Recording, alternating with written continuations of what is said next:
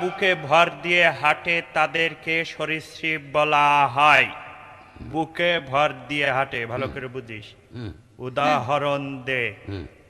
আমার বড় মামার মেয়ে কুটি। বড় মামার মেয়ে কুঠি?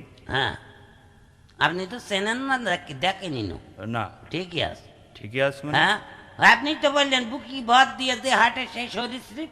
হ্যাঁ। তো ওর বড় মামার মেয়েতে সে ছোট্ট একটুকু পিসি, হ্যাঁ। হাঁটা শিখিনি।